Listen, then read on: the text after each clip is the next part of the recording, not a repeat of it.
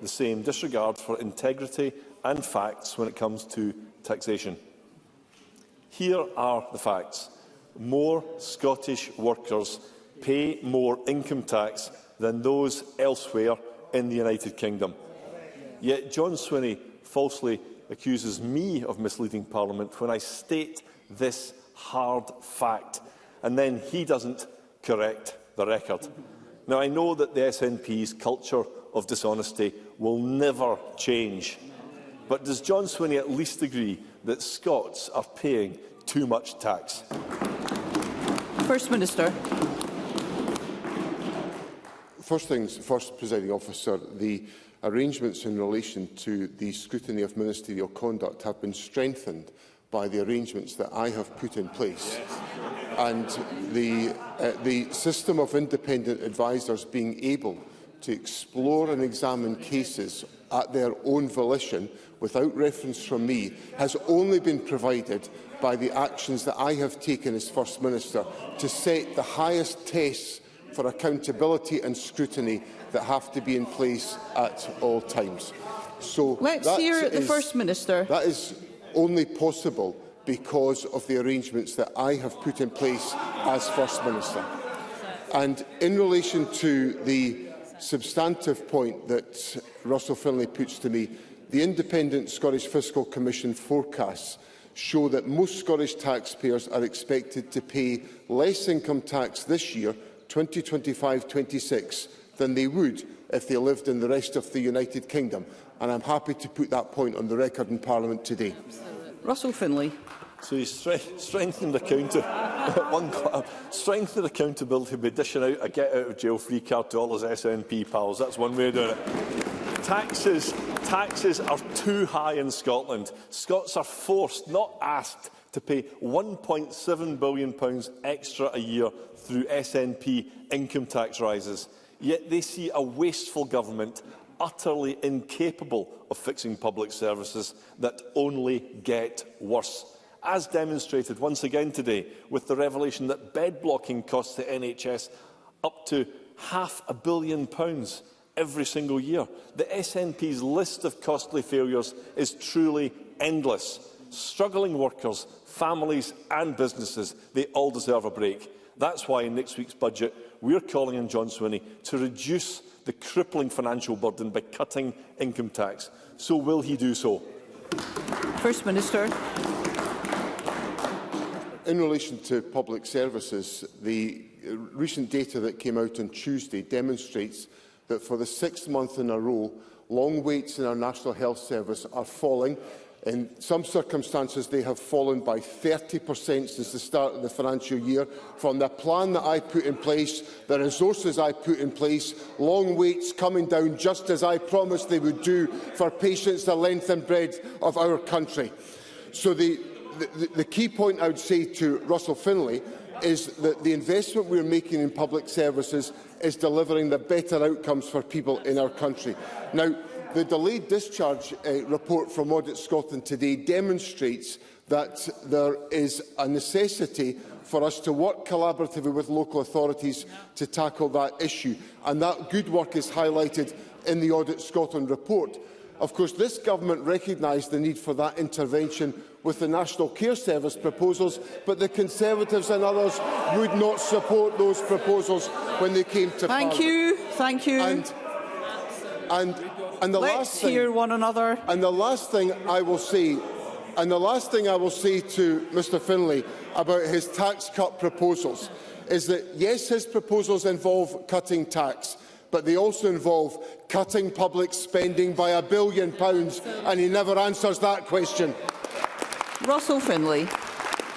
When it comes to the state of the NHS in Scotland under the SNPs, John Swinney's selective statistics do not cut it. Patients know the reality. They see the reality with their own eyes.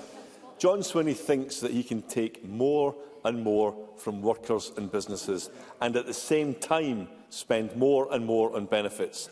The SNP's annual benefits bill of £7 billion is on course to reach £10 billion. That's £10 billion a year. State benefits are a vital safety net for those in need, but this is unaffordable, It's unfair and it's unsustainable. And the only way that John Swinney can pay for this is by hiking taxes even more. But there is another way. We believe that workers should keep more of their hard-earned money. Let's hear Mr. And this Finlay. will help to increase prosperity by growing the economy. John Swinney could cut people's taxes in this budget by tackling the out-of-control benefits bill, but does he have the bravery to do so? First Minister. Since the start of this financial year, new outpatient waits over 52 weeks have fallen by 31%. Since the start of this... First Minister, just a moment. I'm very conscious of the number of members who've advised me they'd like to put questions today. That will be made far more likely if we can hear one another. First Minister. So, President Officer, just so that colleagues can hear my remarks, since the start of this financial year, new outpatient waits over 52 weeks have fallen by 31%. Since the start of this financial year, inpatient and day case waits over 52 weeks have fallen by 28.6%. Every single month falls in the levels of these waiting lists. So that is the plans that I put in place, delivering patient benefits for real people in our society.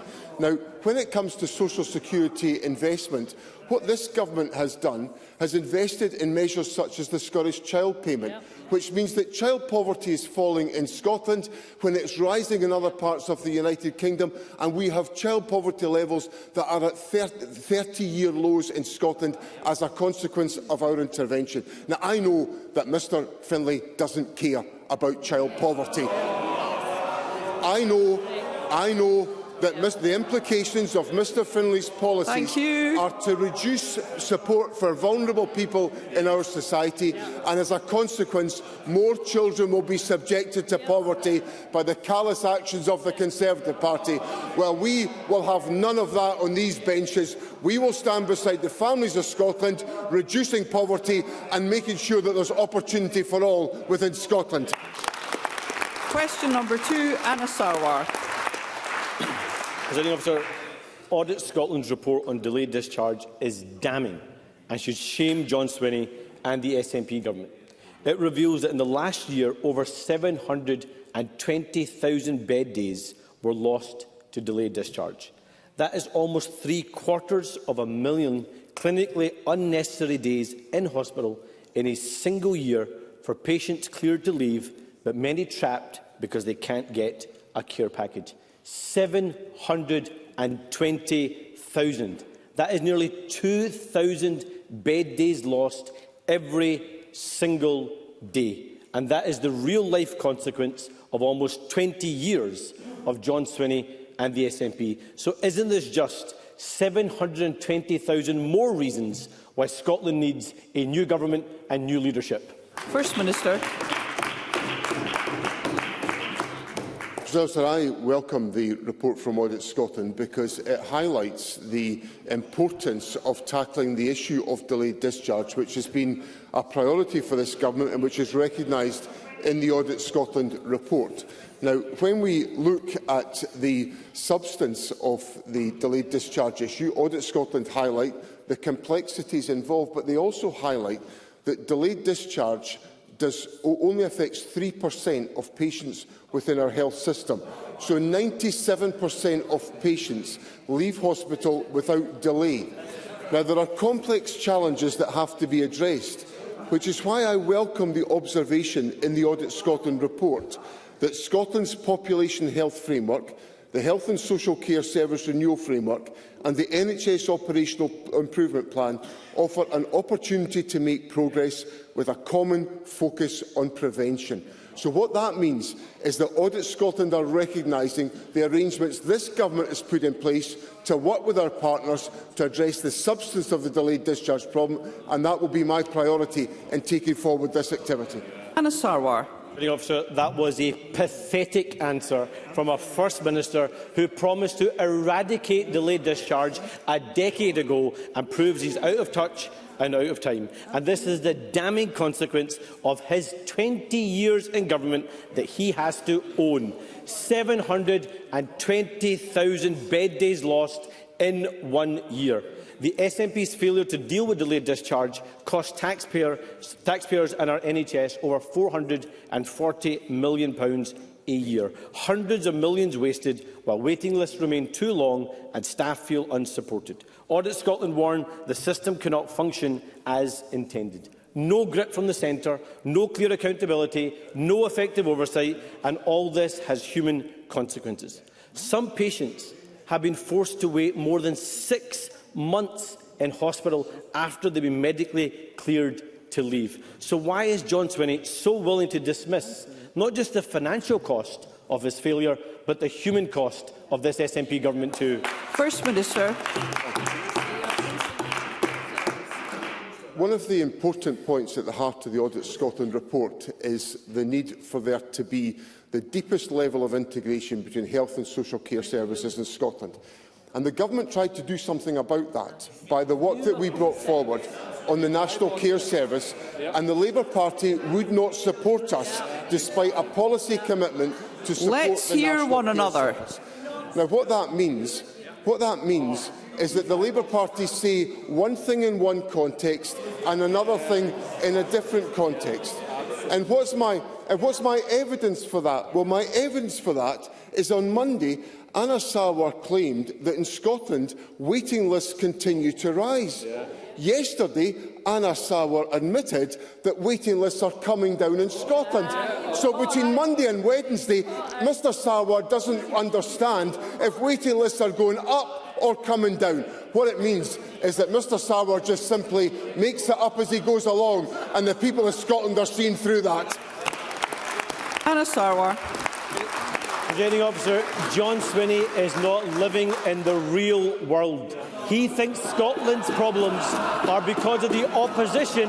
Let's hear Mr Sawar. A man Sawar. that's been in government for 20 years, and in just 4 months, Scotland can get rid of this useless SNP government because Scotland's NHS is not safe in John Swinney's hands. He ignores the evidence. Let's hear Mr Sawar. He ignores the evidence. He ignores the experts. He ignores the patients sharing their heartbreaking stories, and he ignores the doctors and the nurses on the front line. So will he ignore the damning words from Alec Neil, his colleague for more than 20 years and a former SNP Health Secretary, who said, "A friend of mine waited 3 hours for an ambulance and then 33 hours on a trolley at Ayr Hospital last week before being allocated a bed." The First Minister's claim that the Scottish NHS has turned a corner is rubbish. Scotland's hospitals are in deep crisis and need urgent action now. He's right. John Swinney's talking rubbish, isn't he? First Minister. Well, I come back to the information that I set out to Mr Finlay a moment ago, that when I set out the plans in the first budget under my leadership as First Minister to tackle long waits in Scotland, that has resulted in a 31% reduction in new outpatient waits and a 28.6% reduction in inpatient and day case waits. Sustained progress over a 6-month period. So that says to me that the National Health Service is making the recovery it needs to make from the COVID pandemic that affected us all. Now, Mr Sawar is very good at dishing out his advice.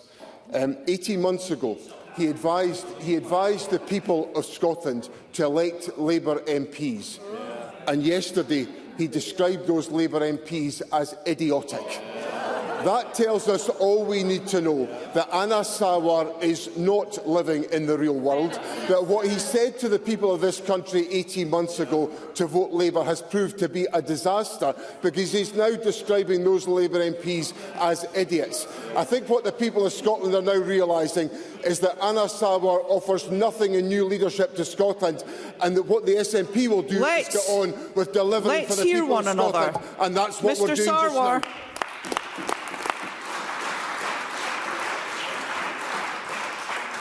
I appreciate that we don't work in a library, but we do have to treat one another with some more courtesy and respect. I want those gathered to hear what is being said by those who have been called to speak. Question number 3, Alex Cole-Hamilton. Thank you, Presiding Officer. Presiding Officer, the First Minister is playing down the problem of delayed discharge, but he should tell that to everyone waiting for an ambulance or waiting in a corridor or who've had their operation cancelled this morning because our hospitals are full. In November 2024, 62-year-old Margaret McGill was rushed to hospital. She'd become paralysed from the waist down with a rare spinal condition known as cauda equina. They think it's caused by lifting both her disabled son and the patients in her care as an auxiliary nurse and then as a social care worker herself.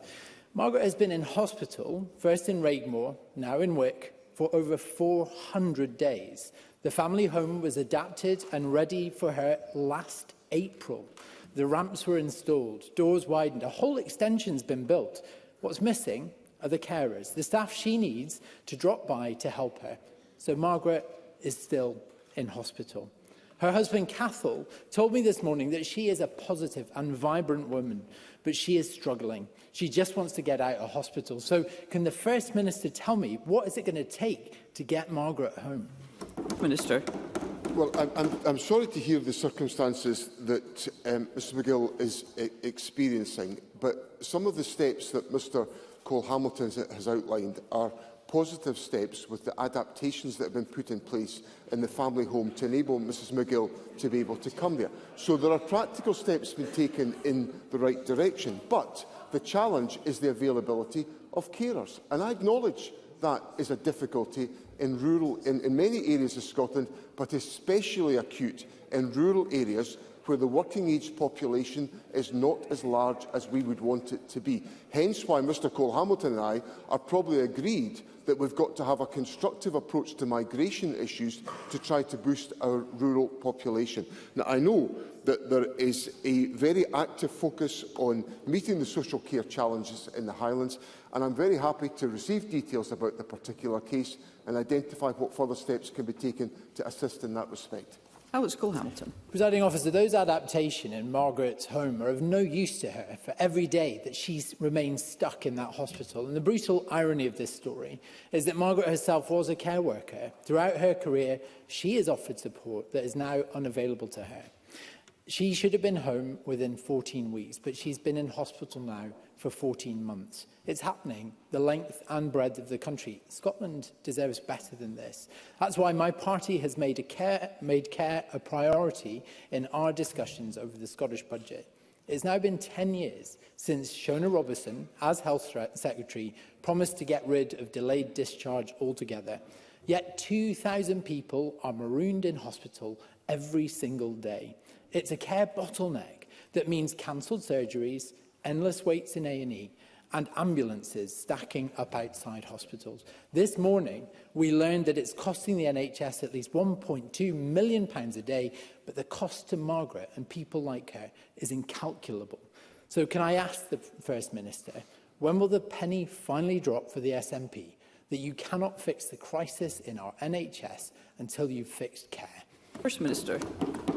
Well, I think that's been reflected by the budget decisions that we've taken to expand support for social care, which came in the budget that Mr Cole-Hamilton supported, which is the current financial year's budget that Mr Cole-Hamilton supported after negotiation. I welcome that negotiation with the government because we need to. The government doesn't have a majority. We need to work with others to agree the financial provisions. So that dialogue is essential to make sure social care can be adequately funded. Now, what the Audit Scotland report does, it highlights some of the complexity of cases that Mr Cole-Hamilton puts to me.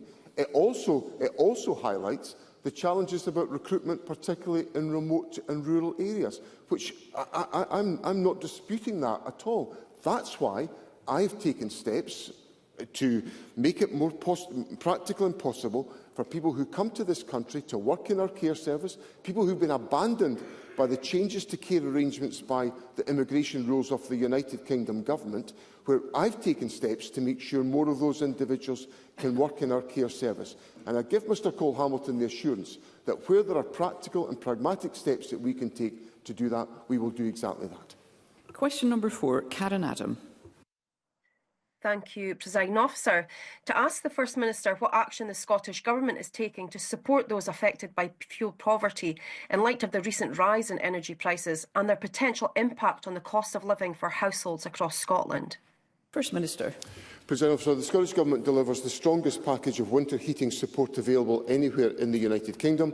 We continue to use the powers available to raise incomes and improve energy efficiency, including increased funding for Warmer Homes Scotland, investing over £196 million in winter heating benefits and providing a further £1 million this year to expand energy bill debt advice services.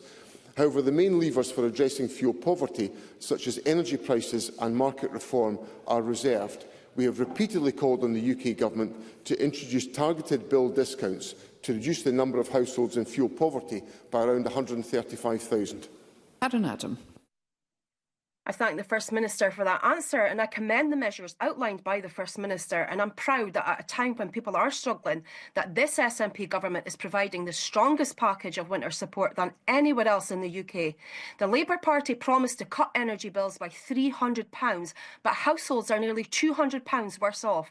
Any politician from Scotland worth their salt should be demanding better for Scotland.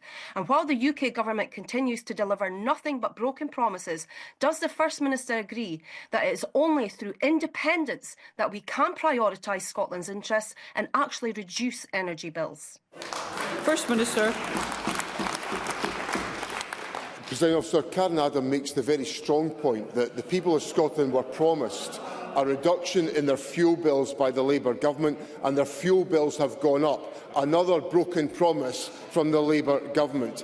And she's also right that in Scotland, an energy-rich country, constituents of Ms Adams and others are facing fuel poverty because the energy wealth of Scotland is not being deployed to benefit the people of Scotland. And the only way that can happen is with independence, and this party is going to deliver that. Brief supplementary, Audrey Nicholl. Thank you, Presiding Officer. And this week, severe weather has seen the UK's power demand reach a 7-year high as households struggle to keep warm through the winter storms. Yet, in energy-rich Scotland, this power demand sits alongside skyrocketing energy bills as families pee through the nose to heat their homes. So does the First Minister agree with me that the sooner Scotland's energy is in the hands of Scotland's people, the better for lower bills, economic growth and meaningful community ownership? Hopefully the First Minister will have heard that. I would ask those who are shouting from their seats to cease. First Minister. Presiding Officer, Audrey Nicholl makes the very important point that we live in an energy-rich country, but we also live in a country that is high in fuel poverty, and that's because of the decisions of the United Kingdom energy market. So Audrey Nicholl is absolutely right. The sooner these issues are in the hands of the people of Scotland, where we can make the energy wealth of Scotland work for the benefit of the people of Scotland, the sooner the better. Question number 5, Pam Gossel. Thank you, Presiding Officer. To ask the First Minister what the Scottish Government's response is to the Police Scotland's figures showing a 10% increase in reported domestic abuse crimes over the past 12 months. First Minister. Presiding Officer, domestic abuse is abhorrent and we must end it. Multiple factors lie behind this statistic, including a greater willingness of victims to report crimes, the justice system taking them seriously and pursuing action against the perpetrators, in most cases men. Our Equally Safe strategy sets out preventative actions to stop such violence from occurring in the first place, and our £21.6 million annual funding supports projects such as Equally Safe at School and Mentors in Violence Prevention, as well as building capability and capacity of services for their vital work to support survivors. Pam Gossel. I thank the First Minister for that response, but let's be clear here. Last year, 66,000 domestic abuse incidents were recorded in Scotland. That's 1 every 8 minutes. This isn't a one-off spike. Incidents rose last year, again this year, and this is just the tip of the iceberg, with many cases sadly going unreported. Behind every figure is a real-life example of a person, primarily a woman, whose life has been shattered. Survivors are sick of the same old excuses. They need real action now. So will the First Minister back my Prevention of Domestic Abuse Scotland bill, which gives the authorities power to intervene early and to stop abuse from happening in the first place? First Minister.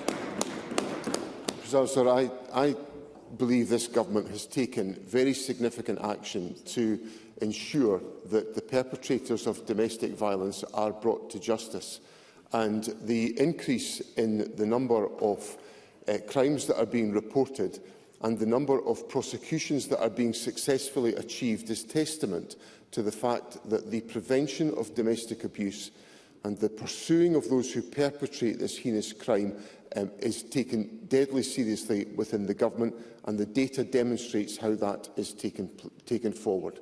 So I am at one with Pam Gosal in the determination to make sure that we tackle domestic violence. Now, when it comes to, so I say all of that because of what I'm about to say, which is that the government has considered carefully the bill that Pam Gosal brings forward.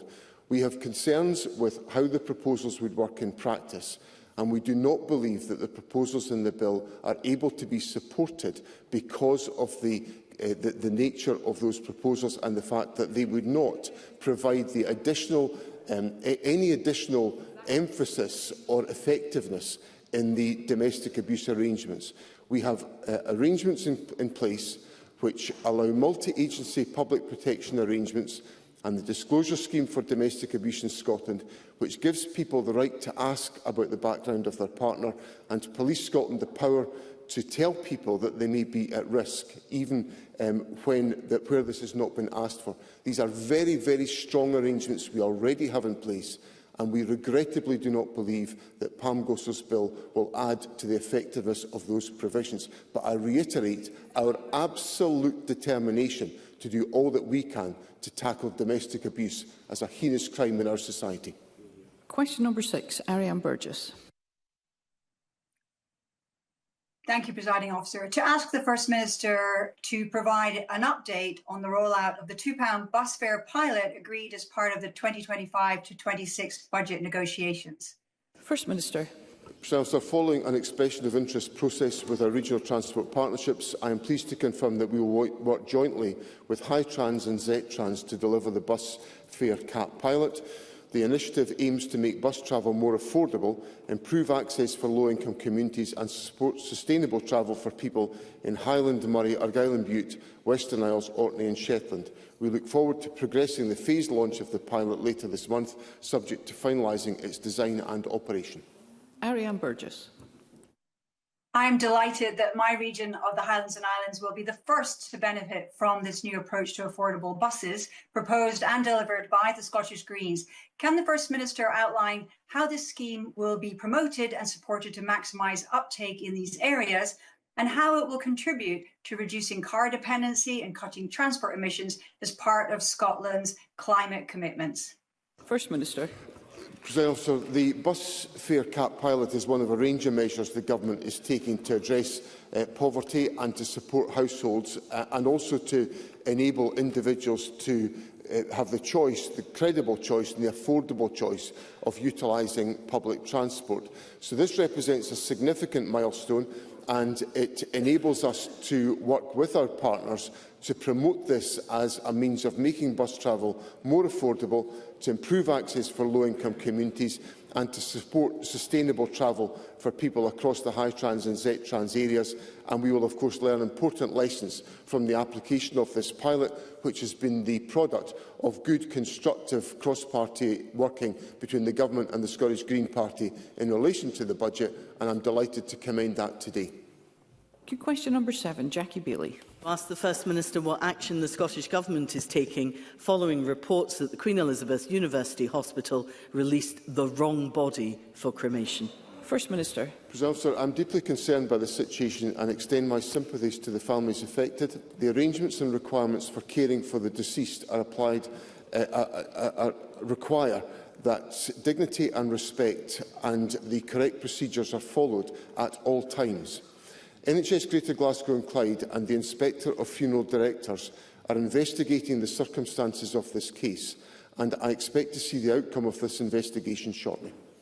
Jackie Baillie. Can I thank the First Minister for his response? He was, of course, told of the tragic circumstances at the Queen Elizabeth University Hospital, where the wrong remains were sent for cremation and the devastation it has caused for 2 families. But this isn't the first incident at the hospital of this nature, and it's unfortunately not the last, with the body of a 96-year-old grandmother sent to the wrong funeral directors. Will the First Minister publish the investigation report by the Inspector of Burials, Cremations and Funeral Directors? Can he advise if that inspector's powers extend to hospital morgues, and if not, whether he agrees that the matter is reported to the police? Finally, why, when the Burial and Cremation Act was passed by this Parliament in 2016, has his government been so slow to deliver change, taking 9 years bringing forward regulations? Does he consider that that delay has let down people caught up in the funeral parlour ashes scandal that I brought to light in 2024, and now lets down those who do not have their loved ones' remains because of shocking NHS blunders? First Minister.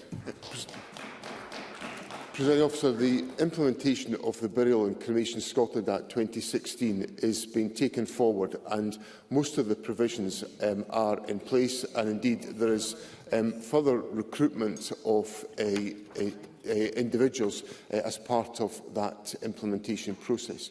In relation to this particular case, I'll explore the questions about publication of the inspectorate reports. I think it would be a good thing if it's possible, but I simply have to confirm whether there's details that would be difficult to put into the public domain. But I think it is important to do so to address the issues of public confidence, which Jackie Baillie puts to me, and which I recognise the importance of those questions. So I will explore that point and write to Jackie Baillie, but it is important there is public confidence around all of these arrangements, which must take place, and the principles of dignity and respect must be applied. And I express once again my sympathy to the families that have been affected by this terrible experience. Sandesh Gulhani. A question of interest as a practising NHS GP. A few weeks ago, the Queen Elizabeth Hospital in Glasgow released the wrong body, which was cremated, denying 2 families a goodbye. But this is not an isolated incident. The body of 56-year-old William Patterson was released to the wrong funeral director. A mum was left in a mortuary for 6 weeks, with staff telling the family she had been forgotten. And 96-year-old Agnes Lane's remains were released to the wrong funeral firm at a time when families should be grieving. These mistakes are unacceptable, causing significant distress. With this catalogue of significant never events, what steps are being taken to hold senior management to account? And they always seem to escape scot-free. First Minister. Presiding Officer, the Government has in place a range of measures to tackle these issues, which the guidance is in place, which requires robust checking before any body is released from a hospital mortuary to an undertaker. We have also the Inspector of Burial, Cremation and Funeral Directors appointed by Scottish Ministers, and along with that, a statutory funeral director code of practice which regulates many of these issues. So I assure Dr Gulhani that the arrangements are in place to ensure that the highest standards are applied, that accuracy is implicit in all of the actions that are taken forward, and I give Parliament the commitment that where we can publish information in this respect, we will do so. Thank you. We move to constituency and general supplementaries. Concise questions and responses will enable more opportunities. I call Michelle Thompson. Thank you, Presiding Officer. Late yesterday, the Scottish Times reported that the Scottish Government has written to the UK Government's Advocate General to inform her that, should their other legal arguments against the ruling of the Supreme Court in favour of 4 Women Scotland fail, they wish a further remedy to be explored in the form of a declaration of incompatibility on human rights grounds. At the same time, multiple statements from the First Minister and others in Cabinet have been made in this chamber that they fully accept the Supreme Court ruling and are working to implement it. Presiding Officer, I'm confused I'm not asking for comment on any legal action, but I am asking how the statements made in this chamber are compatible with the actions taken in secret by the Scottish Government. First Minister.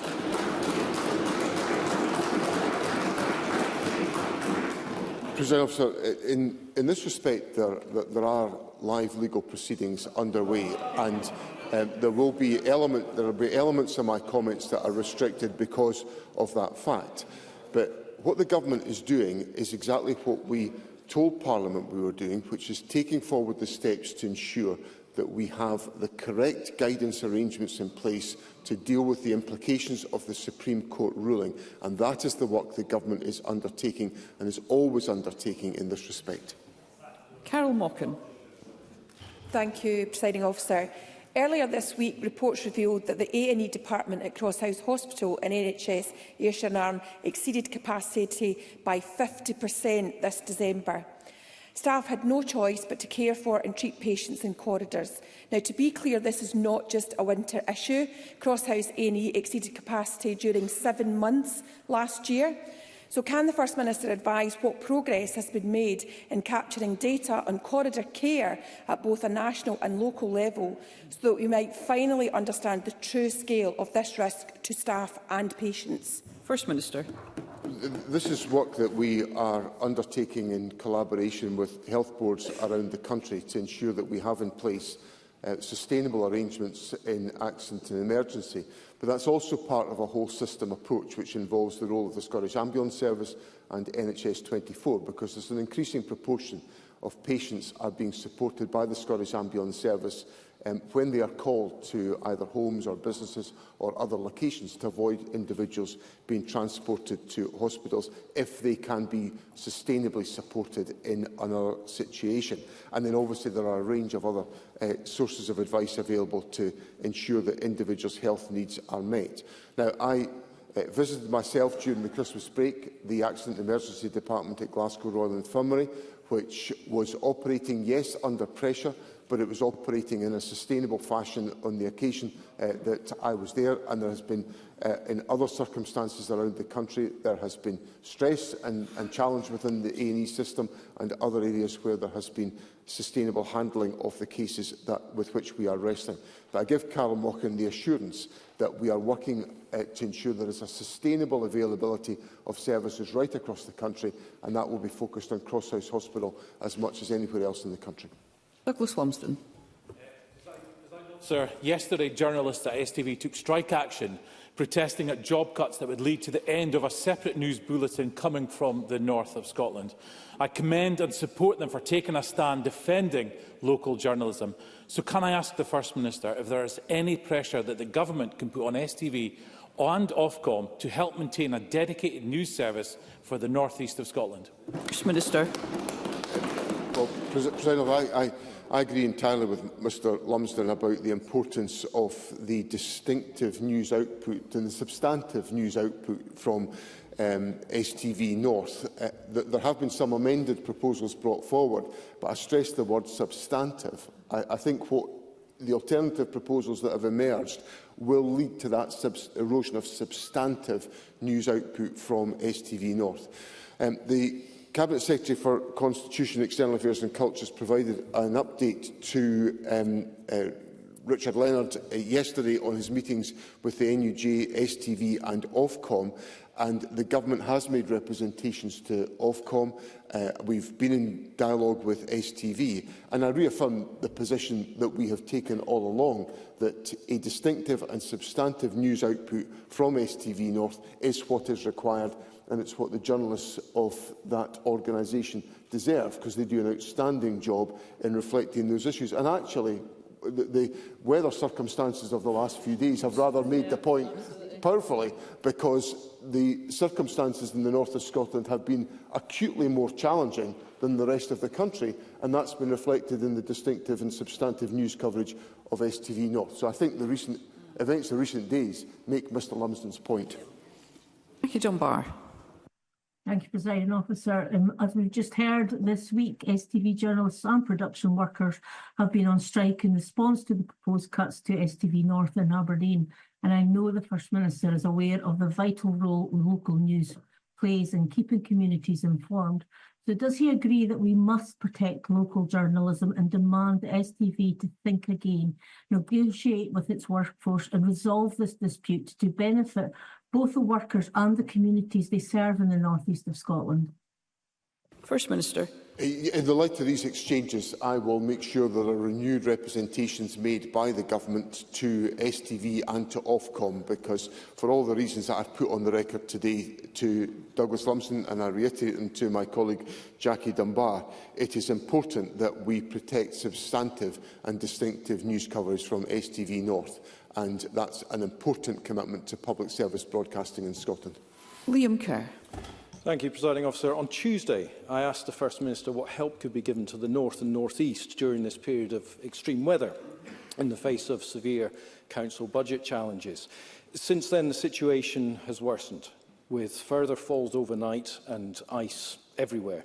Now, Tim Eagle MSP has suggested the Government coordinate resource sharing between councils, and Andrew Bowie MP has suggested calling out the military.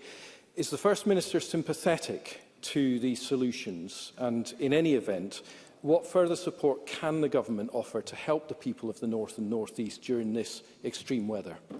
First Minister.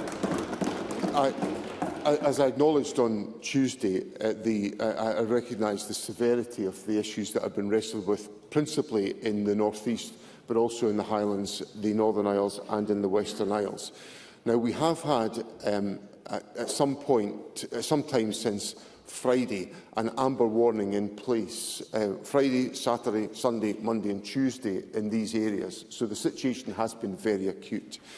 Now, the dialogue that's taken place with local resilience partnerships has resulted in the making available of snow clearing equipment by AME, the Trunk Roads Network Company, to Aberdeenshire Council. So there has been a mutual aid arrangement put in place, and other local authorities have been part of putting in place mutual aid because of the severity of the conditions in the North East.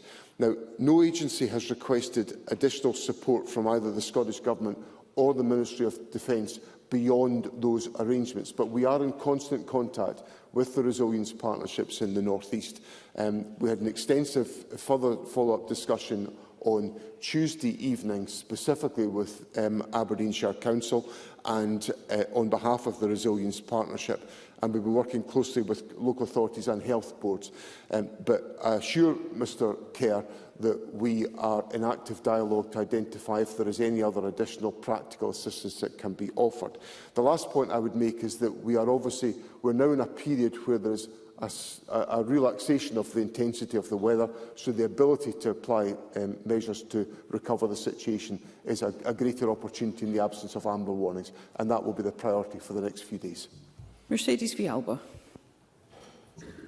Thank you, Presiding Officer. The First Minister has said that he cannot see how international law has been respected by the United States in its military intervention in Venezuela, and has said that the international community must now ensure that de-escalation, diplomacy and democracy follow.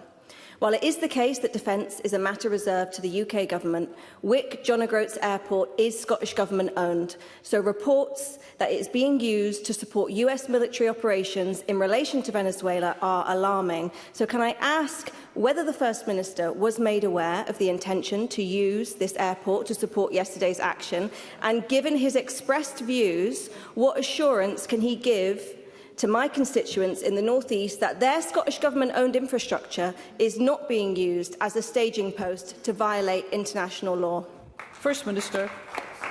I think we've got to be really careful here about the different issues that are at stake here. The comments that I made at the start of this week about the situation in Venezuela are a matter of the public record, and I reaffirm those comments today.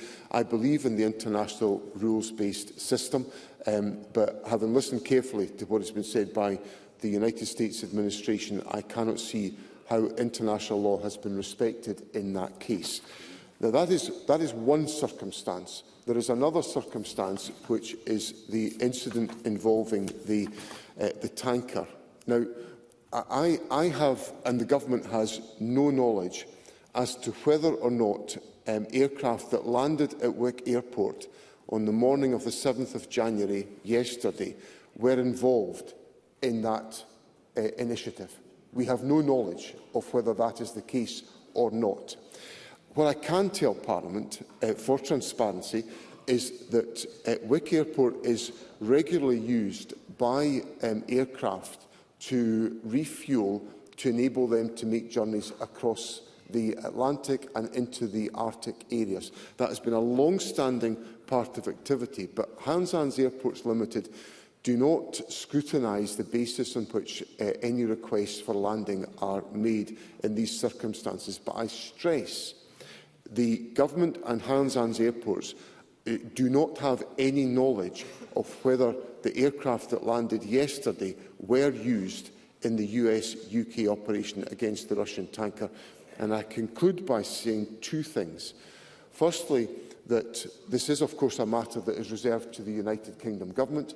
And secondly, where sanctions are applied, and if they're applied in relation to Russia, I am a firm supporter of those sanctions being enforced, because there is no point in applying sanctions to governments that ignore international law, that undermine the rule of law, that invade independent countries in the way that Russia has invaded Ukraine without taking action where those sanctions are applied.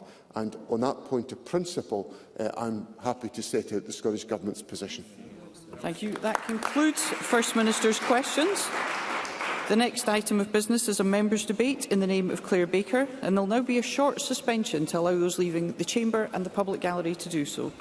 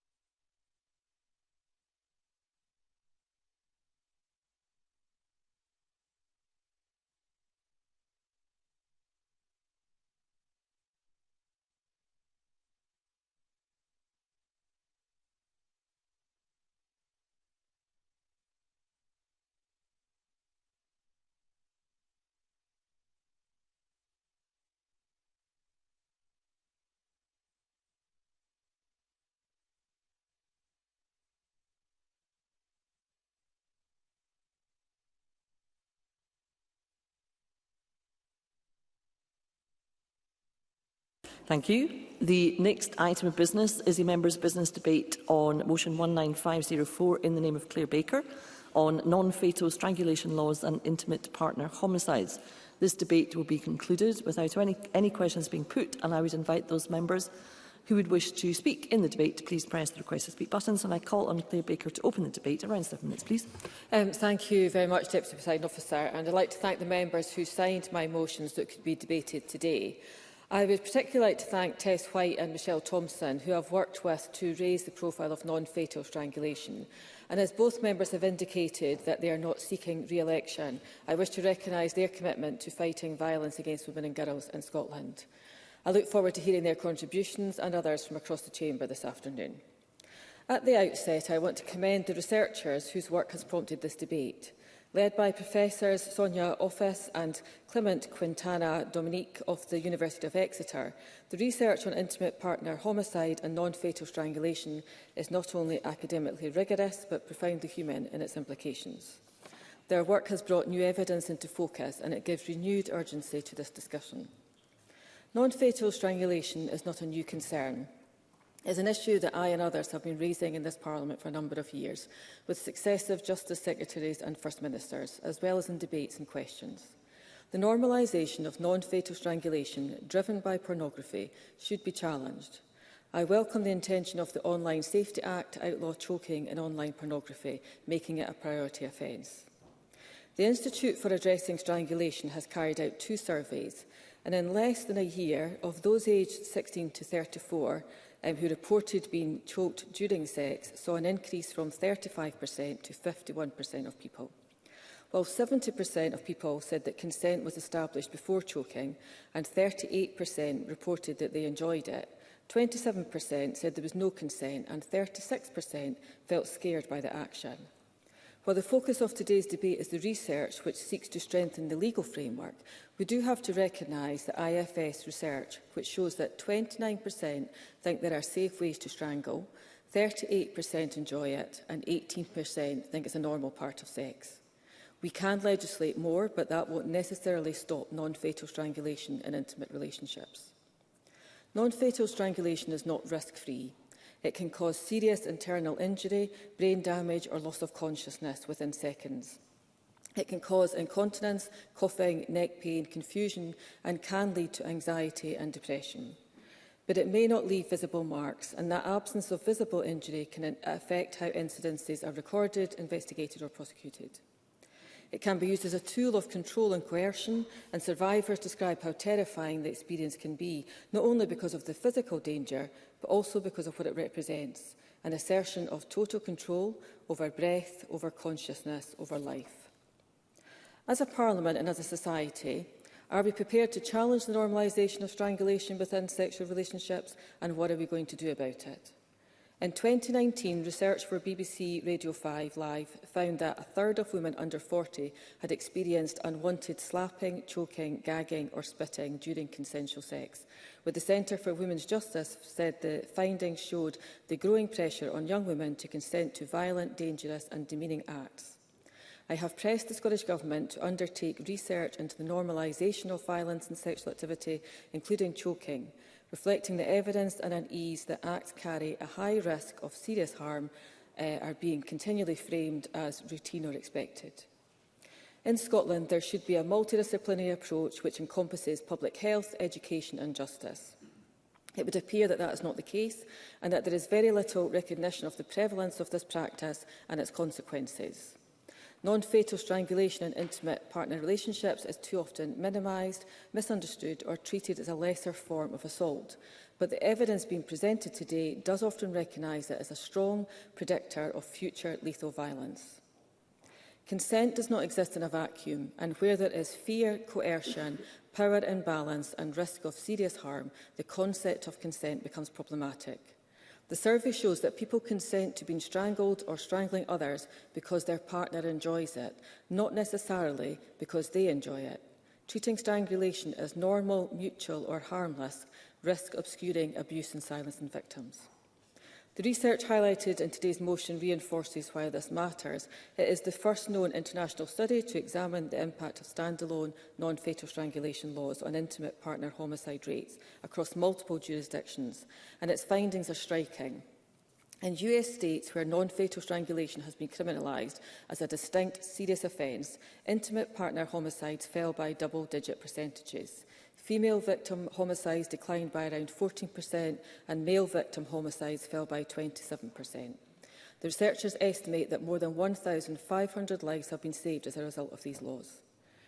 These represent people, overwhelmingly, though not exclusively women, who are alive today because earlier intimate relationship violence was recognised, taken seriously and interrupted before it escalated into something fatal. They suggest that when the law clearly recognises non-fatal strangulation as a serious, dangerous and criminal in its own right, it can disrupt patterns of escalation and coercive control. Scotland has made important progress in recognising domestic abuse as a pattern of behaviour, not a series of isolated incidents. But the evidence raises a legitimate and pressing question. Does our current law sufficiently recognise non-fatal strangulation within that framework, or is there a gap that leaves victims at risk? We should examine whether our existing offences adequately capture the harm, the risk and the intent associated with non-fatal strangulation. In a previous meeting that myself and Tess White sponsored, the Office of the Procurator Fiscal set out the argument that you can't consent to harm in Scotland, and so the offence already exists. I accepted this, and I would be reluctant to legislate unnecessarily. However, the research from the University of Exeter does add more weight to the calls for a standalone offence. If criminalising non-fatal strangulation as a standalone offence could help prevent escalation, improve recording and prosecution and ultimately save lives, then I believe this Parliament has a responsibility to consider it. We should engage seriously with the evidence before us and ask whether our existing offences capture the reality of harm, risk and intent associated with strangulation, particularly when there are no visible injuries and no weapon. I want to close by acknowledging the survivors and advocacy organisations who have long highlighted non-fatal strangulation as a critical issue. They are often sharing their lived experience at a time when it is unfashionable to challenge this culture, and there's a minimisation of the experience that being strangled can be terrifying, life-threatening and never minor. This debate reflects a conversation that has been building in this chamber for a few years, and I hope it marks the point at which we move from recognising the problem to actively exploring solutions, which should be grounded in evidence, informed by survivors and driven by the shared aim of preventing a further loss of life. Thank you, President Officer. Thank you, Ms Baker. We will now move to the open debate. Backbench speeches of up to 4 minutes. I call Michelle Thompson to be followed by Tess White. Ms Thompson. Thank you, Presiding Officer, and I too thank Claire Baker for her work in this matter and obtaining this debate, and accord my own respects to the power of collaborative cross-party working. Today I want to speak a little bit more. Hang on, my machine is having a little wobbly. I want to speak a little bit more about the research paper Disrupting Violence, Protecting Lives, Strangulation Laws and Intimate Partner Homicides. It's very compelling and it shows beyond reasonable doubt that treating non-fatal strangulation as a standalone criminal offence saves lives.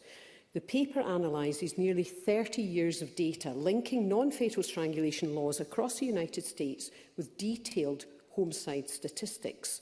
And the researchers show that where non-fatal strangulation laws were introduced, intimate partner homicides fell dramatically. Among adults aged 18 to 49, the age group most affected, US states saw a 14% reduction in female intimate partner homicide and a 27% reduction in male intimate partner homicide, compared to with what would have otherwise occurred. So these are not modelling assumptions or advocacy claims. They are causal effects derived from a rigorous two-stage difference in differences methodology. And the study goes further. It finds no similar reductions in killings by strangers, which tells us that the laws did not simply coincide with wider crime declines. Instead, the drop is specific, targeted and clearly linked to non-fatal strangulation legislation. Why do we care? We care because non-fatal strangulation is one of the strongest predictors of later homicide. We know it often leaves little visible injury. Historically, it's been treated as a simple assault. And the research explains that this legal vacuum had fatal consequences. Victims would be nearly killed, yet police could often charge only a minor offence. And this, of course, had the effect of weakening justice responses and sending the wrong messages to perpetrators and left the victims exposed. So where laws were introduced, things change. And the study shows that police classify more intimate partner violence cases as aggravated assault, and arrest rates for aggravated IPV increase, especially for the women most exposed. In other words, the law empowers earlier, stronger intervention, breaking the pathway from non-fatal strangulation to homicide. So, Presiding Officer, the evidence is clear. A standalone non-fatal strangulation offence saves lives. And we know in Scotland we do not yet have such an offence. And I know that the Scottish Government has stated that it doesn't believe a standalone offence is necessary at this time, making various arguments around existing assault and attempted murder laws and so on. And I know also that ministers have said they'll keep the matter under review, but I believe the current legal framework is insufficient. And although we may introduce additional legislative complexity, we will also improve outcomes. Fundamentally, The evidence before us shows that general assault laws do not deliver the same prevention effect. It is the specificity of the offence, the formal legal recognition of strangulation as a distinct high-risk act, that enables justice systems elsewhere to intervene earlier and more effectively. So, Presiding Officer, the Government states it's committed to reducing violence against women and girls. But on this matter, the evidence now goes beyond principle. It is empirical. So the question for us now is simple. If we know an action proven by this research can prevent homicides, why would we wait? I believe it's time for us to act. Thank you. Thank you, Ms Thompson. I call Tess White to be followed by Cara Mockin. Ms White. Special thanks to Claire Baker for raising this petition. Thank you. And also to Michelle Thompson for working on this topic over the last few years. Emily Drouet was in her first year of university when she met a boy who would go on to become her boyfriend, to strangle her, to engage in such demoralisation of her as a person that in 2016 she committed suicide. Presiding Officer, Scotland is the only part of the UK that does not have non-fatal strangulation as a standalone crime. I pay tribute to Fiona Drouet for her dedication and persistence in progressing her petition on non-fatal strangulation, to Byra's Place for their insightful cross-party event with leading experts. Strangulation for sexual purposes is now part of our culture, and it's especially common in the young. Research has shown that 43% of sexually active 16 and 17-year-olds have experienced it. 35% of 16 to 34-year-olds. What was niche has now become part of the mainstream via increasingly extreme pornography. This issue has crept up on society unnoticed, with unthinkable consequences. Strangulation is a strong predictor, as we've heard today, of escalating domestic abuse and intimate harm. 1 in 4 women accessing community and refuge services in this country reported they had experienced strangulation or suffocation. Yet strangulation often leaves no visible physical injury, making it difficult to assess and prosecute under existing common law assault offences. The First Minister has said he needs the gap in the law proven for this to be made a standalone crime. But is the data on NFS actually collected in Scotland? Markers are being added to crimes if NFS has taken place, but since not always reported, there is always going to be underreporting. Many women, Presiding Officer, are reluctant to come forward. A standalone crime would enable awareness and data collection for women to report it to the police. But data is collected in many countries, and a research report published in December 2025 from the University of Exeter has found that a NFS law may have prevented 1,029 female intimate partner homicides. Crucially, it stops perpetrators before violence turns deadly.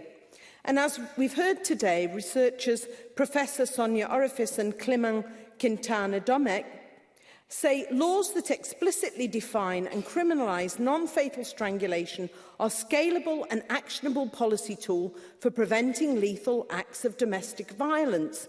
Our findings show how laws can be designed to shift enforcement earlier in the violence cycle and meaningfully enhance victim safety. Fiona Drouet, in reply to the Lord Advocate rejection of a standalone NFS crime, said, "A specific law would reinforce to health professionals, educators and frontline responders that this behaviour is a red flag for escalating harm, including homicide and suicide. It would also," she said, "support victims in recognising the seriousness of their experiences and empower them to seek help." Presiding Officer, in closing, Emily Drouet was caught in the gap where the law should have been. In her name and so many others, it's time for non-fatal strangulation to be made a standalone crime in Scotland. Thank you. Thank you, Ms White. I now call Cara Mockin to be followed by Liam Kerr. Ms Mockin. Thank you, Presiding Officer. Can I also thank Claire Baker for bringing this important debate to the Chamber and for all those who have contributed so far. Can I also associate myself with the remarks made by everybody about how important the cross-party working is, particularly in this area, and of course also the quality of the research, limited research in this area, but the quality is so important. Today's motion asks Parliament to recognise and consider the benefits of creating a standalone offence for non-fatal strangulation, which in my view could see significant improvements to public awareness, to data collection and victim safety and support. Non-fatal strangulation is a severe form of domestic abuse, which is predominantly carried out by men against women. It can have serious and long-term side effects, as we've heard, including brain damage, organ failure and mental health issues, and has potentially life-threatening consequences and cause extreme trauma for victims. And Tess White's contribution just shows us the shocking reality of this and why we have to highlight it. As highlighted in the motion, non-fatal strangulation often leaves no visible injuries, but it is a strong predictor of future lethal violence and is becoming increasingly more common, as we've heard, and particularly we've heard from other contributors in younger people who may not fully understand the consequences of this. While non-fatal strangulation is prosecuted as a criminal offence in Scotland under the common law of assault, as we've already heard, the common law route for prosecution does not always work. It can fall short in fully capturing the offence. And I believe that exploring how and where improvements can be made may significantly improve outcomes for victims. I think that is very important. That if we don't fully capture it, we can actually get improvements. I want to, though, of course, recognise the bold and world-leading action that the Parliament has taken to tackle violence against women and girls here in this Parliament. And I think that has been because we do work cross-party and listen to each other. So that, I think, we should have on the record. As non-fatal strangulation is currently recorded under a range of offences, as we've heard, there is an issue with recording of data and a lack of data. And I think that is quite an important element. I don't think I need to explain just how important data is, not only to understand the scale of the problem and to increase awareness, but also, medically, as I said earlier, capturing and recording that data on strangulation is important for us to, get research and change the impacts, but individually for the victim at that point of being a victim, if they present in hospital. So it's very important that we get the data right. I think it also will help us to increase the public awareness of the dangers. There is a strong case made that a standalone law would improve education and awareness of the effects of strangulation and could help improve the long-term safety and well-being of those victims that we're talking about. Underreporting is such an issue, and so a standalone law might help us to address this if people really understood what it is that we were trying to record. I of course recognise the arguments. I was also at the round table that Claire Baker mentioned about those cautioning against introducing a standalone offence and the potential unintentional consequences. But there is also a concern that looking for a quicker alternative approach might not be as effective and may fall short in addressing the core problems. Tackling violence against women and girls must and should always be a priority here in the Parliament, and so therefore, in my view, it is absolutely worth exploring creating a standalone offence because it could send a message. It's important for Scotland that we see this as our absolute priority. Can I thank Claire Baker and everybody for their contributions again today. Thank you, Presiding Officer. Thank you, Ms Mockin. I call Liam Kerr to be followed by Pauline McNeill. Mr Kerr. Thank you, Presiding Officer. Emily Drouet was a law student at Aberdeen University. Kind, compassionate, intelligent and thoughtful, Emily died in 2016 when, An incident occurred following a pattern of abuse by her boyfriend, Angus Milligan. An incident initially treated as non-suspicious. It later emerged she had reported an earlier assault to the university, which included strangulation. At the time, non-fatal strangulation was poorly understood. It was often characterised as a minor assault, and police and medical professionals failed to recognise strangulation as a high-risk indicator of homicide. But we know from this report, the study referenced and the powerful motion today, that non-fatal strangulation is incredibly serious. It can directly cause internal injuries, brain injury, hypoxia. It carries a high risk of delayed death and is one of the strongest predictors of future lethal violence. And that's why the Emily Test campaign was set up, to demand that strangulation should always trigger an urgent medical response and enhanced police safeguarding, even where the victim appears outwardly unharmed. And also to be one of the many calls for non-fatal strangulation to be a standalone offence, like it has been in England and Wales since 2022 and Northern Ireland since 2023. Because it is certainly arguable that the absence of such an offence means police and prosecutors lack a clear legal category, that data collection on incidents is poor, that the seriousness of strangulation may not be sufficiently recognised or deterred, and that public awareness of the life-threatening nature of strangulation remains low. And although Police Scotland and the Crown Office recognise strangulation as a red flag for homicide risk now, absent such an offence, there is no statutory requirement that every report of strangulation should trigger an immediate medical assessment, specialist medical imaging, or specific risk or safeguarding reviews. Now, from the start, the Emily Test campaign, which can be found on emilytest.org if anyone watching is impacted or concerned from what they're hearing today, the campaign demanded action, setting out clear and articulate deliverables through means including a petition for a standalone criminal offence. And here's my biggest concern. The Petitions Committee considered that last April. The Criminal Justice Committee then examined it last summer. The Scottish Government's programme for government stated that it would carry out a comprehensive assessment of the law to determine if further action is needed. The Cabinet Secretary updated the Justice Committee in November, saying that there would be that comprehensive assessment. And the Lord Advocate wrote to Fiona Drouet, who joins us in the gallery today, in December, acknowledging the concern, explaining the current position, but giving no firm direction forward. And here we are, 11 weeks from the dissolution of this Parliament and all that that entails. And the overwhelming impression is that this issue is not being prioritised sufficiently. Nearly a decade on from Emily's tragic death, the campaign tell me they have yet to see tangible progress.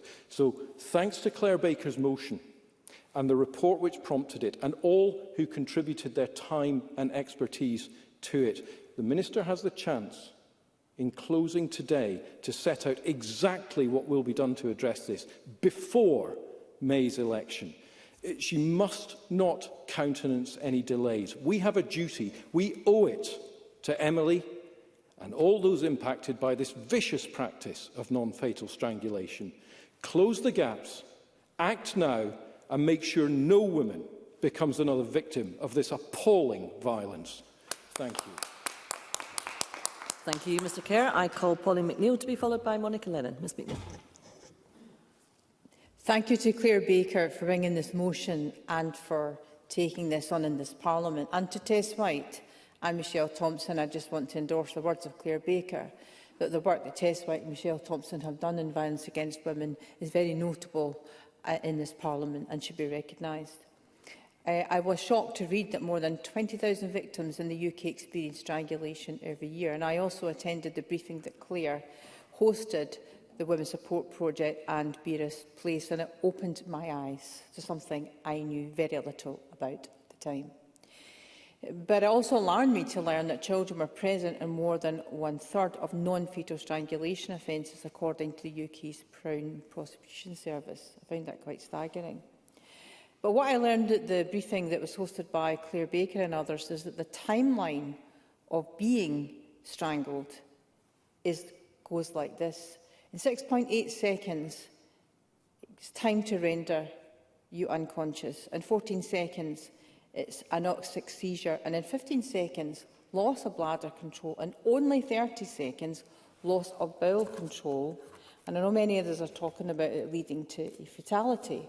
It takes only 62 seconds before this could potentially happen. So it's clear from this timeline why non-fatal strangulation often occurs at the most dangerous stage of the escalation of violence associated with later homicide. I've been particularly concerned to read about the normalisation. Other members have talked about what's happening regarding non-fatal strangulation, often known as choking, in young people's sexual habits. Strangulation has seeped into popular culture and social media, and there are even reports that it's been mentioned as a sexual preference on dating apps. So I believe we must act to prevent this by educating both men and women about the consequences. There have been reports that sex education providers and teachers are saying that they have been asked by children in school about how to safely choke a partner. Needless to say, there is no way to safely do something like this. I think someone already mentioned that the study found that 43% of sexually active 16 and 17-year-olds in the UK had experienced this. Pornography is cited as the most common way that young people learn about strangulation.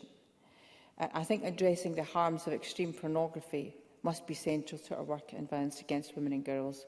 And if we are to address violence against women and girls in the future, we need to confront this issue at the earliest opportunity, and especially with children, to counter these damaging portrayals. We need to be clear that violent pornography normalises harm to women and girls. I was pleased to see the amendments to the UK Crime and Policing Bill that criminalise possessing and publishing depictions of strangulation or suffocation in pornography, with duties and platforms to study the proliferation of these images. But to address the question of whether we should legislate or not, the current framework of non-fatal strangulation incidents are mainly treated as assault, which is defined under the common law as an attack on another person with evil intent. Penalties can range up to life imprisonment. Prosecutors do not require to prove visible injury or harm to secure an assault for a conviction, provided the act was intentional. But as others have said, there are challenges in tracking how prevalent this is, because there's no specific standalone crime, and there is currently no individual marking system to accurately count or monitor these cases across Scotland. So I think it is worth exploring, Carol Mockin talked about this, exploring whether or not data could be collated at Crown Office, at least to give us an accurate picture of the scale of the problem. Incidentally, it hasn't been mentioned in this debate, but raised with members of this Parliament, the act of stealthing, which is the intentional act of secretly removing a condom or another barrier method without consent, is also being prosecuted in our courts, and it's not a stand-alone crime. But we cannot rule it out. We have a different legal system in Scotland in relation to England, so we have more flexibility in the law, but it shouldn't be ruled out. But I do think it should be part of the 2026 new Parliament's work, and should form part of the strategy on the government of the day, whoever they may be, on their work on violence against women and girls. Thank you, Ms McNeill. And I call Monica Lennon. Ms Lennon. Thank you, Presiding Officer, and thank you to Claire Baker for securing this important debate, and to all colleagues for their contributions today, particularly to Tess White and Michelle Thompson, who have actively worked on a cross-party basis to combat violence against women and girls, a subject that is close to my own heart, but I know is important to all of us. I want to add my voice to the debate today to support calls for the creation of a standalone offence of non-fatal strangulation. We cannot ignore the growing trend of sexual strangulation that is being normalised to a large extent by pornography and harmful so-called influencers who are really taking us back in so many respects in society. And we cannot ignore this because of the link between intimate partner homicides and non-fatal strangulation. We need action to reduce this violence, to prevent harm, and, as we've heard powerfully from so many colleagues today, to save lives. We stand here today with more research and more knowledge than ever before. Thankfully, this research that others have touched on covers multiple jurisdictions internationally, so we're not just looking at a Scottish or a UK context. Like colleagues, I want to pay tribute to Fiona Drury, who courageously is with us today in the gallery, and to pay tribute to Emily Test for the fantastic work across the spectrum of gender-based violence that we must tackle.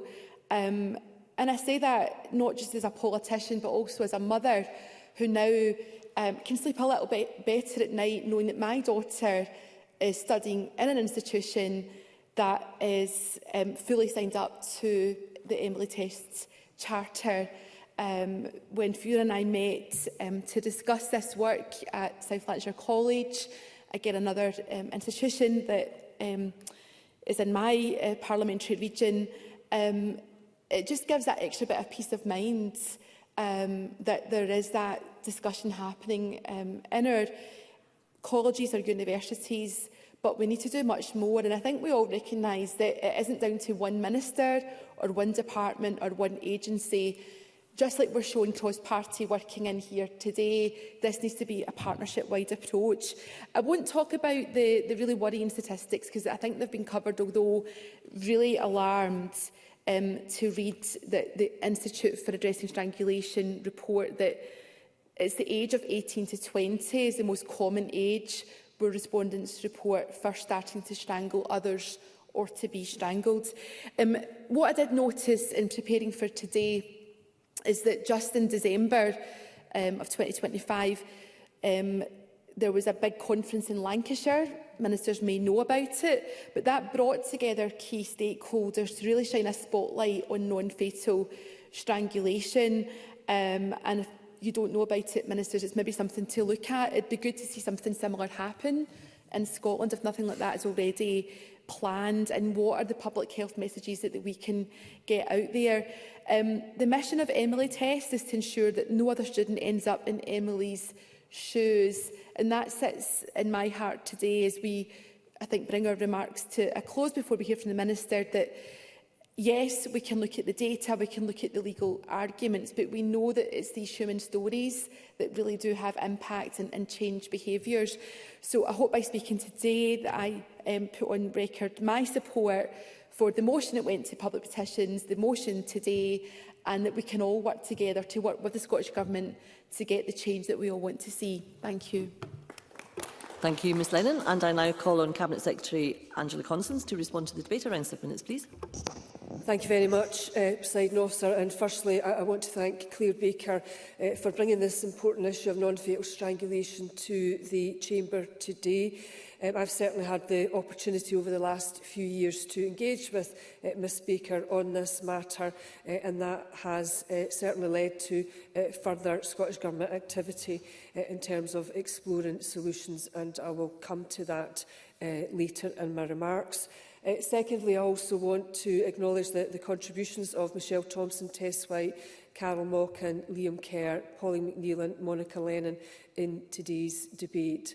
But principally, I do also wish to pay tribute to survivors and also the researchers, as well as Fiona Drury, who I've also had the pleasure of meeting. And we should also acknowledge the work done by 2 parliamentary committees in terms of the Petitions Committee and the evidence that the Criminal Justice Committee took in and around this debate.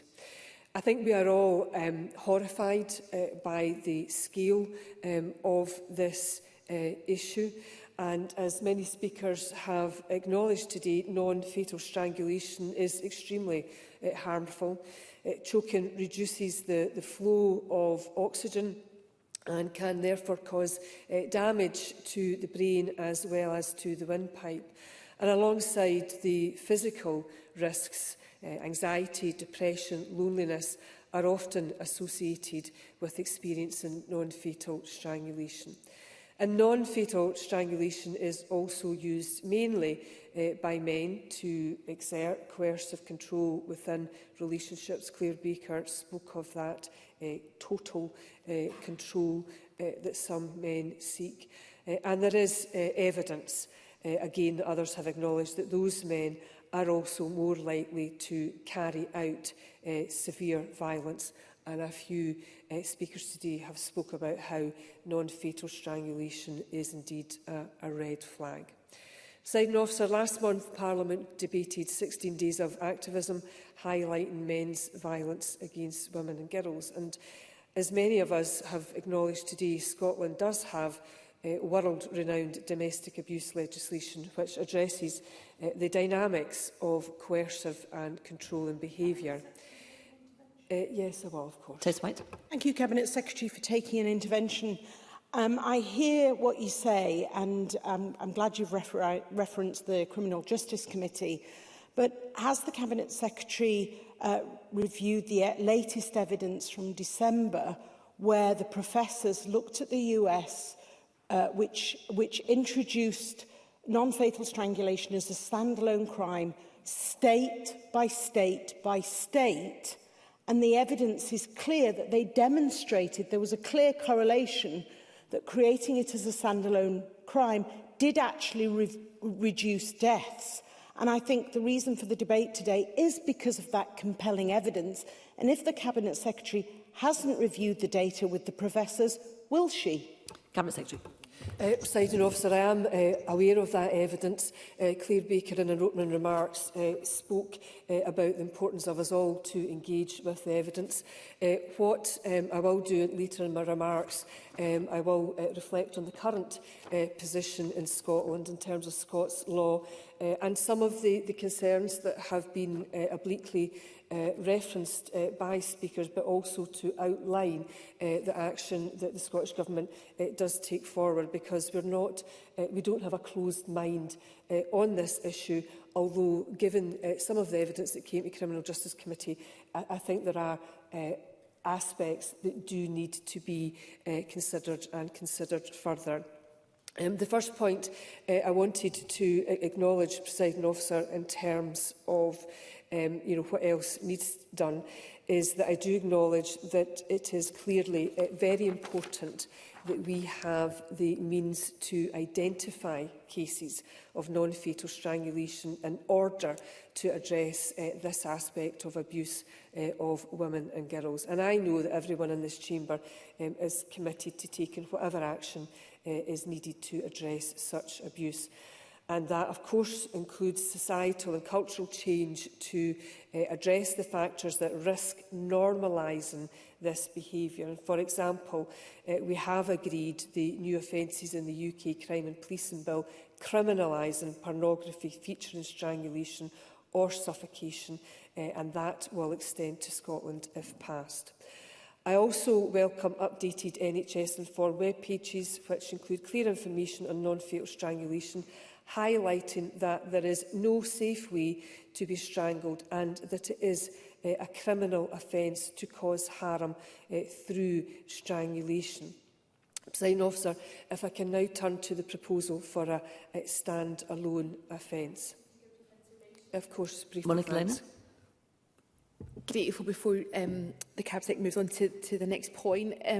I appreciate the efforts that are being made, and NHS Form website is always worth a visit, but I'm just not sure we're getting a huge number of 16, 17, 18-year-olds going there. So given that we have this growing trend, which is worrying all of us, what more can government do to get out the message there is no safe way to strangle or be strangled? How do we get this into our classrooms, get it out onto social media in a more positive way? What other levers can government pull that we can support government with? Cabinet Secretary. Ms Lennon raises an important point. So the work that goes on in schools in terms of equally safe and the curriculum input in regards to healthy relationships, which of course focuses a lot these days on the importance of consent. But I will pick up further on this issue in terms of the consultation that we will be taking forward, but also the survey information that Ms Baker and I have engaged on as well, and the point about online harms, and particularly in relation to intimate images, will be a factor in terms of the forthcoming consultation. In terms of the standalone offence, just by way of background, Presiding Officer, I know that members are aware that the UK Parliament has legislated for a specific offence of non-fatal strangulation in England, Wales and Northern Ireland. I think it is important to recognise that this was mainly to address a very specific issue in those jurisdictions where non-fatal strangulation that did not result in visible injury could only be prosecuted using the statutory offence of common assault, carrying a maximum penalty of 6 months imprisonment. And understandably, that was something that those jurisdictions wished to address. Now, in terms of Scots law, as it currently stands, I do wish to reiterate that non-fatal strangulation is already criminal in Scotland and can be dealt with using a range of offences. And I do think that is an important message to reiterate. It doesn't mean that minds are closed or that there isn't further action to take forward. But in terms of Ms Lennon's point about education and giving out those correct societal messages, it's important to be clear that non-fatal strangulation is already a criminal offence. And this includes, the offences include common law assault with penalties up to life imprisonment, sexual assault with penalties up to life imprisonment, and part of a course of conduct prosecuted as a domestic abuse offence with penalties up to 14 years imprisonment. Now, the Crown Office, as independent prosecutors, are clear they approach non-fatal strangulation seriously and that they use these laws where the evidence supports it. Another important factor, Presiding Officer, is that in contrast with the law in England, Wales and Northern Ireland, it is important to note that in Scotland there is no defence of consent to strangulation. And that is a significant feature on how Scots law offers better protection. And again, that is an important message to get out to our society and communities, that there is no defence of consent to strangulation.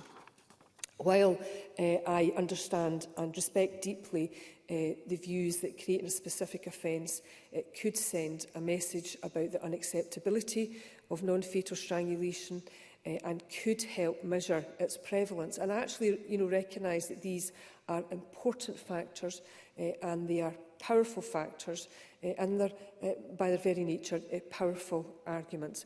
What I want to guard against is any risk of unintended consequences.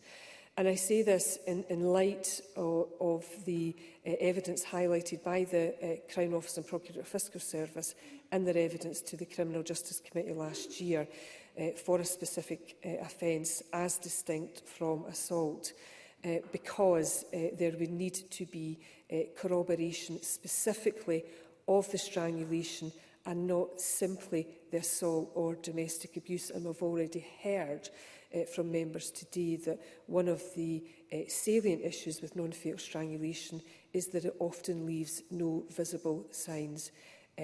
Yet the concerns raised by the Crown Office is that in relation to a specific offence that corroboration would still be required. And this may mean, and I say may mean, that creating a specific offence would in fact underestimate the true prevalence, as cases involving non-fatal strangulation might continue to be prosecuted as assault, sexual assault or domestic abuse. Presiding Officer, I do wish to stress that this is an issue that I and this Government take seriously. Whilst existing laws operate well in protecting victims and dealing with perpetrators, nonetheless, we will shortly publish a public consultation to seek views on this area of law as set out in our programme of government, and again to continue to engage with views, but also to engage with the evidence. That consultation will also, as I mentioned, include looking at online harms, particularly in relation to intimate images, but also spiking and statutory aggravation offences against pregnant women and the prosecutorial powers to impose non-harassment. Cabinet Secretary, I appreciate there's a lot of information to impart on this very, very important matter, but you are really quite considerably over your time. Thank you. Sorry, forgive me. Forgive me. No, I'm afraid there isn't, because we're running fairly late now. Okay. So, Presiding Officer, I agree with the sentiment that's in the motion that non-fatal strangulation should not go unrecorded. I've spoke in detail about the consultation, and my final piece of information for Parliament, Presiding Officer, is as a result of the engagement with Ms Baker, is that alongside the consultation on data collection in the justice system, the 25-26 Scottish Crime and Justice Survey also includes, for the first time, questions in relation to non-fatal strangulation, and that fieldwork is due to finish in March this year, and initial results are expected to be included in the 26-27 main findings report. So if I can just conclude, Presiding Officer, by thanking members for their contribution, and this is an issue, a serious issue that as a government will continue to engage in. Thank you, Cabinet Secretary. That concludes the debate. I suspend this meeting until 2:30 p.m. Thank you.